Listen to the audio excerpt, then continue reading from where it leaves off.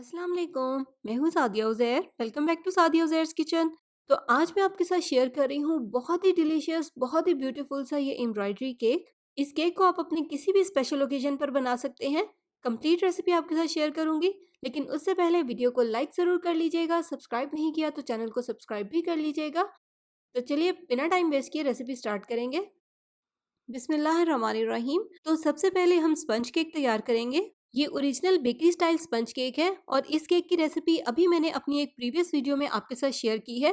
और ये वही वाला स्पंज है जो मैंने प्रीवियस वीडियो में बनाया था। इस केक को बनाने के लिए मैंने इस तरह के 2 स्पंज बेक किए हैं। वीडियो का लिंक आपको डिस्क्रिप्शन बॉक्स में और वीडियो के लास्ट में मिल जाएगा। केक स्पंज बनाने के बाद अब हम अगले स्टेप में फ्रॉस्टिंग तैयार करेंगे। और आज आपके साथ मैं फ्रॉस्टिंग की एक बहुत ही मज़ेदार और यूनिक सी रेसिपी शेयर कर रही हूँ।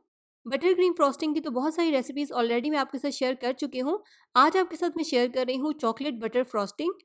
यहाँ पर मैंने फ्राइंग पैन को चूल्हे पर रखकर फ्लेम ऑन कर दिया है और इसमें शामिल किया है 600 ग्राम मक्खन।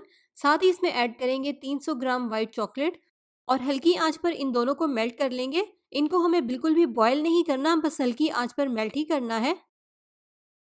जब इस तरह से ये मेल्ट हो जाएंगे तो फ्लेम को ऑफ कर देंगे और इनको एक दूसरे बर्तन में निकाल लेंगे। अब इसको पहले रूम टेम्परेचर पर ठंडा होने देंगे।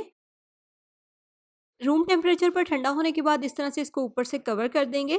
6 से 7 घंटे के लिए या ओवरनाइट के लिए इसको फ्रिज में रख देंगे। यहाँ पर मैंने इसको ओवरनाइट के लिए फ्रिज में रखा था। आप देखें ये अच्छे से जम गया है। अब इसको हमें क्योंकि बीट करना है, इसलिए बीट करने से 10-15 मिनट पहले इसको फ्रिज में से निकाल कर रूम टेम्परेचर पर रख दें। उसके बाद ऊपर वाली जो घी की लेयर है उसको बाउल में ही एक नाइफ की मदद से इस तरह से छोटे-छोटे से पीसेस में काट लेंगे ताकि बीट करना आसान हो जाए। अब इसको हम इलेक्ट्रिक बीटर से बीट करना शुरू करेंगे। शुरू में थोड़ा-सा डिफ़िकल्ट होगा, लेकिन थोड़ी देर में ही ये बहुत अच्छे से बीट हो जाएगा। तो ये देखें थोड़ी-सी देर के बाद इसका टेक्सचर बिल्कुल बटर क्रीम फ्रॉस्टिंग की तरह का हो गया है। बीट करते हुए इस तरह से बीच-बीच में से इसको चम्मच की मदद से इकट्ठा भी करते रहेंगे ताकि अगर इसमें कोई भी मक्खन का बड़ा पीस हो तो वो भी आसानी के साथ बीट हो जाए। तो तकरीबन 8 से 10 मिनट लगे हैं और आप देखें चॉकलेट बटर फ्रॉस्टिंग कितनी स्मूथ और सिल्की हो गई है। और नेक्स्ट मैंने आपको बताया था कि इस केक को बनाने के लिए मैंने बेकरी स्टाइल 2 स्पंज बेक किए हैं, जिसकी रेसिपी आप मेरे चैनल पर देख सकते हैं। और इसके अलावा बहुत ही इंपॉर्टेंट पॉइंट है, फ्रॉस्टिंग लगाने से पहले स्पंज केक को फ्रिज में रखकर अच्छे से ठंडा कर लें ताकि फ्रॉस्टिंग मेल्ट ना हो। तो अब इस तरह से पहले केक के नीचे चारों तरफ बटर पेपर लगाएंगे। फिर नीचे थोड़ी सी फ्रॉस्टिंग लगाकर इसके ऊपर स्पंज की लेयर रखेंगे ताकि केक अपनी जगह पर सेट रहे। और अब इसके ऊपर इस तरह से पाइपिंग बैग में डालकर चॉकलेट बटर फ्रॉस्टिंग की एक लेयर लगाएंगे। केक की तमाम लेयर्स बिल्कुल स्ट्रेट सेट हो, इसके लिए यहाँ पर मैं केक एडजस्टेबल रिंग का इस्तेमाल कर रही हूँ, जिसमें मैंने केक प्लास्टिक रैप भी लगा लिया है। लेकिन ये बिल्कुल भी ज़रूरी नहीं है, आप इसके बिना भी केक की लेयर सेट कर सकते हैं। तो बस अब इस तरह से स्पंज की एक एक लेयर रखते रहेंगे और उसके ऊपर चॉकलेट बटर फ्रॉस्टिंग की एक थिक लेयर लगाते रहेंगे। इसके अलावा केक को सॉफ्ट बनाने के लिए स्पंज की हर लेयर के ऊपर आप थोड़ा सा शुगर सिरप भी डाल सकते हैं। लेकिन ये वाला केक ऑलरेडी बहुत ज़्यादा सॉफ्ट है और मैंने फ्रेशली बेक किया है, इसलिए मैंने शुगर सिरप नहीं ऐड किया। लेकिन अगर आप चाहें तो फ्रॉस्टिंग लगाने से पहले स्पंज की हर लेयर के ऊपर आप थोड़ा सा शुगर सिरप भी डाल सकते हैं। तो केक और फ्रॉस्टिंग की सारी लेयर्स लगाने के बाद इसको थोड़ी देर के लिए फ्रिज में रख देंगे ताकि केक बहुत अच्छे से सेट हो जाए। और थोड़ी सी देर के बाद फ्रिज में से निकाल कर रिंग और केक प्लास्टिक रैप दोनों को रिमूव कर देंगे। अब इसके ऊपर हम फ्रॉस्टिंग की बारीक सी लेयर लगाएंगे, जिसे क्रम कोट कहते हैं। इस लेयर की वजह से केक क्रम्स केक के साथ ही लॉक हो जाते हैं। और उसके बाद जब हम केक के ऊपर फ्रॉस्टिंग की फाइनल लेयर लगाएंगे तो ये केक क्रम्स फ्रॉस्टिंग में शामिल होकर फ्रॉस्टिंग को ख़राब नहीं करेंगे। तो जिस तरह से हमने केक के ऊपर फ्रॉस्टिंग लगाई है उसी तरह से केक के साइडों पर भी लगाएंगे। लेकिन साइडों पर फ्रॉस्टिंग लगाते हुए केक में जितने भी गैप्स हैं उनको भी फिल करेंगे ताकि केक बिल्कुल स्मूथ हो जाए। तो क्रम कोट लगाने के बाद अब इसको हम कम से कम 1 घंटे के लिए फ्रिज में रखेंगे ताकि जब हम इसके ऊपर फ्रॉस्टिंग की फाइनल लेयर लगाएं तो ये बिल्कुल सेट और सॉलिड फॉर्म में हो। तो अब जितनी फ्रॉस्टिंग बच गई है उसमें से थोड़ी सी फ्रॉस्टिंग इस तरह से अलग से एक बॉल में निकाल लेंगे, क्योंकि इनमें हमें 2 डिफरेंट कलर्स ऐड करने हैं। तो अब इस तरह से थोड़ी वाली फ्रॉस्टिंग को फ्रिज में रख देंगे। अगर मौसम गर्म है तो आप फ्रॉस्टिंग को बिल्कुल भी बाहर ना छोड़ें। अब जो बाकी फ्रॉस्टिंग बच गई है उसमें शामिल करेंगे थोड़ा सा ग्रीन फूड कलर और साथ ही इसमें येलो फूड कलर ऐड करेंगे ताकि ग्रीन कलर की एक बहुत ही अच्छी सी शेड डेवलप हो जाए। लेकिन आप अपनी पसंद का कोई भी फूड कलर इसमें ऐड कर सकते हैं। तो ये देखें, अपनी पसंद का आप कोई भी कलर इसमें मिक्स कर लें। तो केक को यहाँ पर मैंने 2 घंटे के लिए फ्रिज में रखा था। अब इसके ऊपर हम फ्रॉस्टिंग की फाइनल लेयर लगाएँगे। तो इसी तरह से पाइपिंग बैग से केक के साइडों पर भी फ्रॉस्टिंग लगा लेंगे। अगर आप बिगनर्स हैं, फ्रॉस्टिंग लगानी नहीं आती, तो कोई मसला नहीं है, 1-2 बार आप प्रैक्टिस करेंगे तो बहुत ही अच्छे से सीख जाएँगे।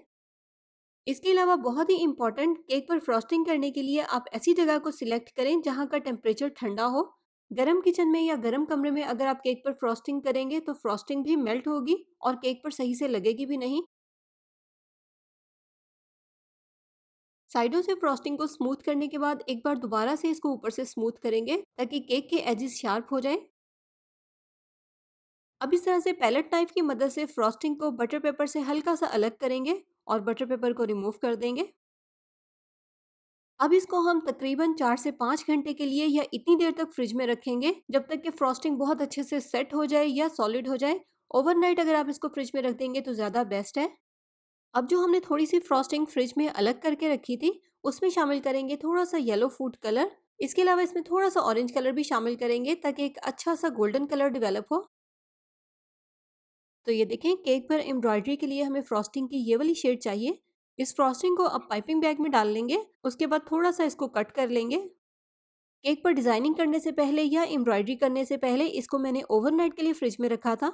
अब इस तरह से फ्लावर शेप के कुकी कटर की मदद से केक के ऊपर निशान लगाएंगे। ये वाला कटर आपको बहुत ही इजीली मार्केट से मिल जाएगा, या इसके अलावा आपके पास कोई भी फ्लावर शेप का कुकी कटर हो, आप उसका भी इस्तेमाल कर सकते हैं। तो आप देखें, जो कुकी कटर का निशान है उसके ऊपर हम इस तरह से येलो कलर की फ्रॉस्टिंग लगाएंगे। और फ्रॉस्टिंग को आप देखें, मैं थोड़ा सा जिगजैग की शेप में लगा रही हूँ। इसके बाद हम इस तरह का एक छोटे साइज का ब्रश लेंगे। ये केक डेकोरेटिंग ब्रश है, लेकिन इससे मिलते जुलते ब्रश मार्केट में इजीली मिल जाते हैं, आप उनका इस्तेमाल भी कर सकते हैं। लेकिन जो भी ब्रश लें, साफ सुथरा लें और वॉश करके ही उसका इस्तेमाल करें। तो यहाँ पर आप देखिए, फ्लावर बनाने के लिए मैं ब्रश की बारीक वाली साइड का इस्तेमाल कर रही हूँ।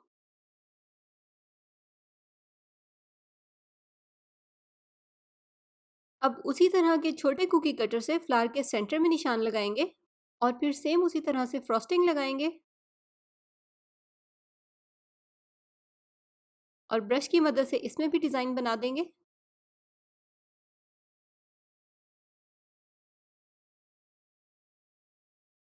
तो इसी मेथड को फॉलो करते हुए आपको जो भी इसके ऊपर डिज़ाइन बनाना है या जिस तरह के भी फ्लावर्स आपको बनाने हैं, आप बना सकते हैं। और नेक्स्ट फ्लावर बनाने के लिए आप देखें, आधा निशान मैंने केक की ऊपर वाली साइड पर लगाया है और आधा फ्लावर का निशान मैंने केक के साइड पर लगाया है।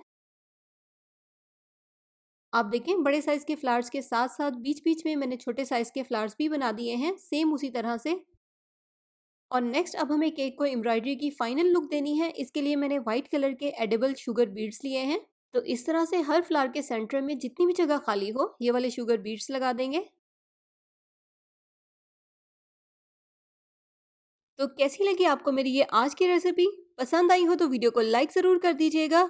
साथ ही साथ अगर आपने अभी तक मेरे चैनल को सब्सक्राइब नहीं किया तो सब्सक्राइब करके बेल आइकन को प्रेस करके ऑल नोटिफिकेशन ज़रूर ऑन कर लीजिएगा, ताकि आपसे मेरी इस तरह की नई आने वाली कोई भी रेसिपी वीडियो मिस ना हो। और यकीनन अगर आप केक लवर हैं तो इस रेसिपी को तो आप ज़रूर ट्राई करेंगे। बस कमेंट सेक्शन में अपना एक्सपीरियंस मेरे साथ शेयर करना बिल्कुल मत भूलिएगा। तो इसी के साथ साथ अपना बहुत सा ख्याल रखिएगा, दुआओं में याद रखिएगा। Thank you for watching. अल्लाह हाफिज़।